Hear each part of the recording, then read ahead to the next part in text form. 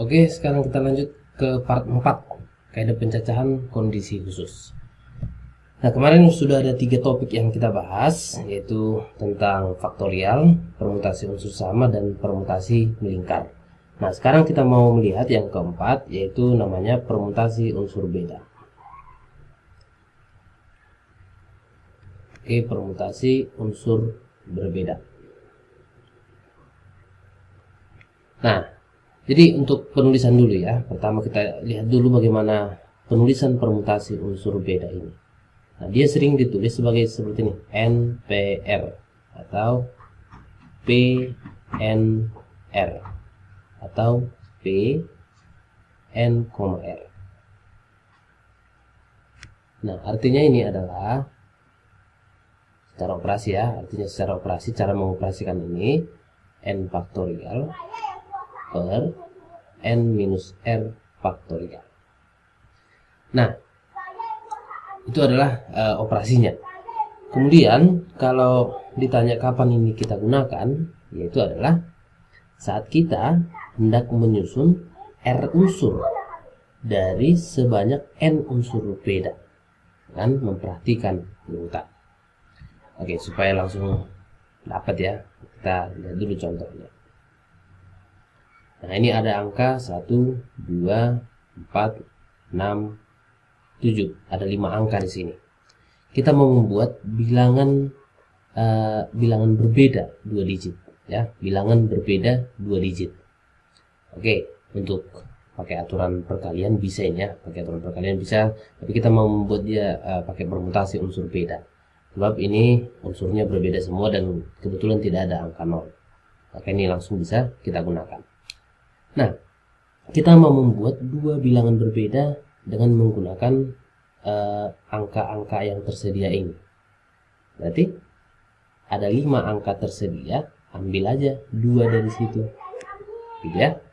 Nah, kenapa pakai permutasi? Karena urutan penting. Maksudnya gini, angka 12 dan angka 21 kan angka penyusunnya sama aja.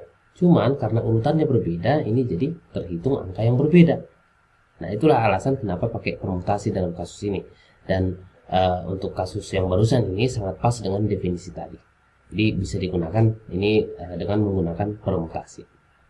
Oke, kita hitung, berarti 5 faktorial per 5 kurang 2 faktorial.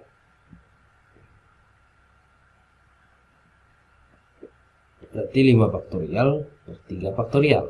Ini kan bisa dicoret ya. Berarti 5 kali 4 atau 20.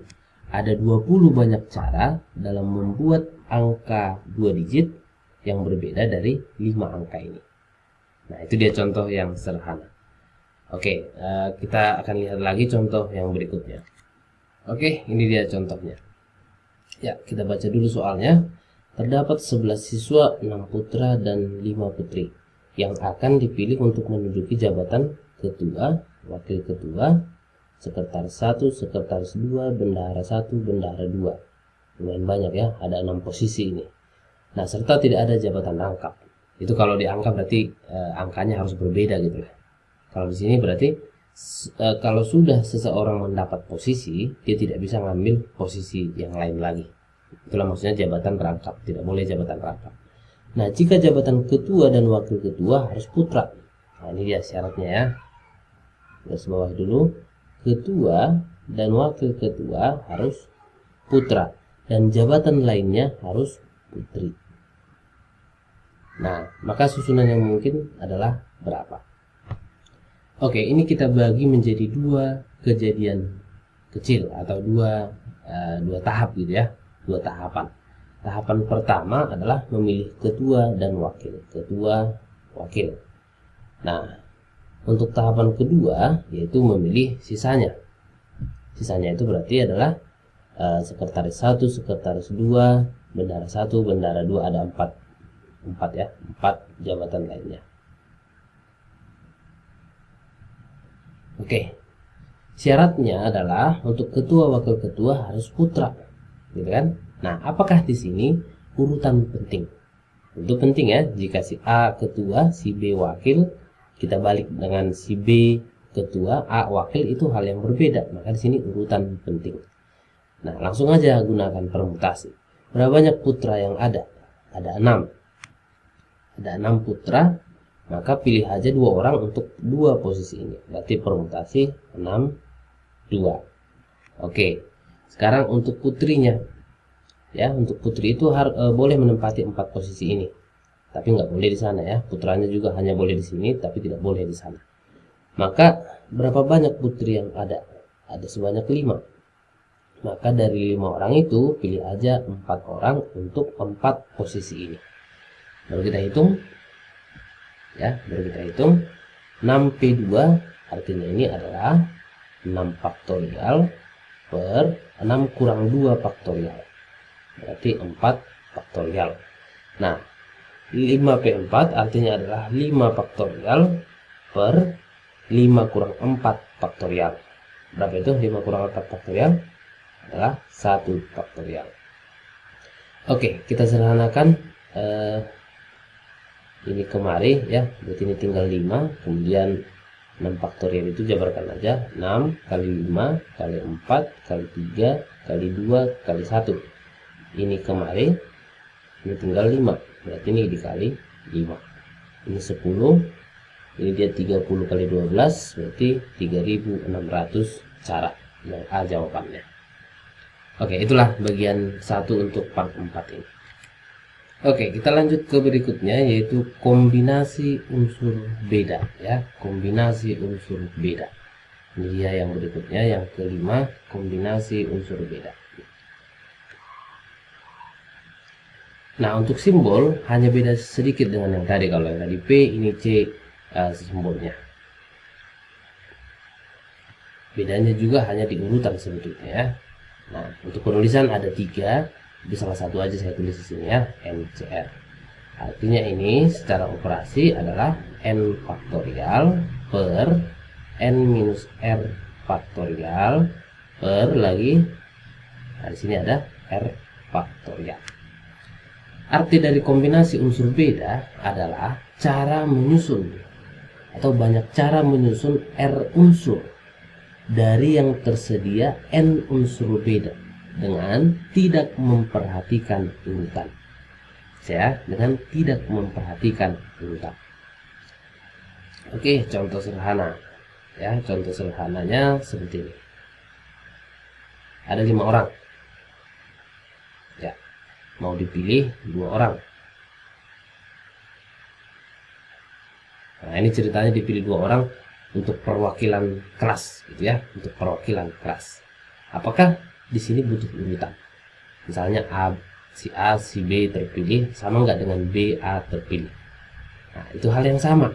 Oh, berarti ini langsung aja gunakan kombinasi. Ya, kombinasi unsur berbeda karena 5 orang ini semuanya berbeda. Berarti kombinasi 5, 2, itulah total banyak caranya. Oke, sambil latihan sedikit. 5 faktorial, 5 kurang 2, 3, berarti 3 faktorial. Kemudian di sini 2, bagi 2 faktorial.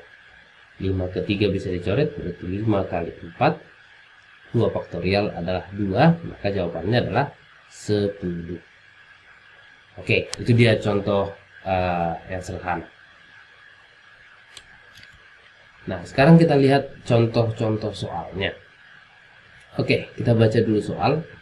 Seorang siswa diwajibkan mengerjakan 8 soal dari 10 soal. Tetapi nomor 1 sampai dengan nomor 4 wajib dikerjakan. Berarti ini bukan termasuk pilihan ya, ini wajib ini. Berarti yang pilihan itu nomor 5 sampai nomor 10 gitu ya. Nah, banyak pilihan yang harus diambil siswa tersebut, berapa banyak kemungkinannya gitu ya, berapa banyak kemungkinannya. Oke, kita bahas dia. Nomor 1 sampai nomor 4 ini wajib. Nah, nomor 5 sampai nomor 10 ini pilihan. Nah, total yang harus dikerjakan 8. Berarti 4 sudah pasti dikerjakan. Berarti 4 lagi yang belum, ya kan? Nah, dari nomor 5 sampai nomor 10 pilihlah 4. Nah, apakah urutan penting? Tidak, gitu kan? Nah, urutan tidak diperhatikan di sini. Mau ngerjain nomor 5, 6, 7, 8 sama aja dengan 8, 7, 6, 5. Jadi urutan tidak penting. Berapa banyak pilihan ini? Ada sebanyak 6. Maka dari 6 pilihlah 4. Ini pasti jawabannya nanti. Ya, 6C4 adalah 6 faktorial per 6 kurang 4 2, 2 faktorial. Kemudian di sini ada 4 faktorial. Oke, ini kemarin coret, ini berarti tinggal 6 kali 5. 6 kali 5 bagi 2 adalah 15. Nah, itulah jawabannya. Oke. Nah, sebetulnya itulah hal-hal penting ketika kita ketemu soal-soal pencacahan. Jadi utamanya itu adalah tentang aturan perkalian ya, aturan perkalian dan aturan penjumlahan. Atau kadang-kala juga ada aturan pengurangan, gunakan aja diagram Venn di sana. Nah, tapi kadang-kala di luar ini pun ada ya. Nah, coba kita lihat. Oke, gunakanlah konsep-konsep logika dan berpikir. Nah, jika nanti udah repot, lihat umumnya, maka nanti akan dapat rumus dari sini. Nama teori ini adalah teori stars and bar ya, teori bar and star. Oke, saya tulis dulu sedikit. Teori stars and bar. Nah, kalian bisa searching teori ini nanti. Nah, cuman untuk sekarang karena unitnya sedikit, kita tidak usah menggunakan teori itu. Oke, kita baca soal. Sebuah dealer sepeda motor menjual 4 merek sepeda motor, yaitu Yamaha, Honda, Suzuki, Kawasaki. Ada 4 mereknya. Seseorang ingin membeli 4 unit sepeda motor. Banyak cara memilih sepeda motor adalah berapa? Oke, ini yang bulat saya anggap adalah sepeda motornya. Berarti ada 4 sepeda motornya. Nah, kalau kita pikirkan bagaimana membagi ini ke dalam 4 bagian. Kita butuh berapa garis untuk membagi ini ke dalam 4 bagian? Butuh berapa garis, adik-adik? Supaya ini terbagi menjadi 4 bagian, maka kita membutuhkan 3 garis. Jadi ini berarti merek pertama, ini merek kedua, ini merek ketiga, ini merek keempat. Nah, kalau misalnya susunannya nanti adalah seperti ini, nah misalnya gini dia. Oke, tetap buat 3 garis itu. 1, kayak gini. Nah, berarti merek pertama 2 sepeda motor, merek kedua tidak ada, merek ketiga itu 1 sepeda motor, merek keempat itu 1 sepeda motor. Berarti total banyak cara adalah cara ke 7 unsur ini bersusun, gitu ya. Ini bulat ada 4, kemudian garis-garis ada 3. Berarti kita bisa menggunakan permutasi unsur sama, ya, permutasi unsur sama. Oke, langsung aja gas. Berapa unsur totalnya? 7 faktorial. Oke, berapa yang bulat? Ada 4, berarti bagi 4 faktorial. Berapa yang garis-garis hijau? Ada 3, berarti bagi 3 faktorial. Maka ini pasti udah jawabannya, ya. Oke, kita cari dulu. Ini kemarin, yaitu adalah 7, 6, 5, 7 kali 6 kali 5, 3 faktorial itu adalah 6. Maka total caranya adalah berapa ini? 7 kali 5 adalah 35 cara. Oke, jadi itulah bisa untuk hal-hal yang kecil masih bisa kita gunakan logika ya. Dari yang sebelum-sebelumnya kita pelajari masih cukup lah, istilahnya seperti itu. Oke, itulah dulu tentang kaidah pencacahan. Diulang-ulang lagi. Kalau ada pertanyaan coba nanti bisa di komen ya. Dan lupa subscribe. Oke, nanti berikutnya di video part 5 kita akan membahas peluangnya ya. Materi peluangnya. Ini masih pencacahan.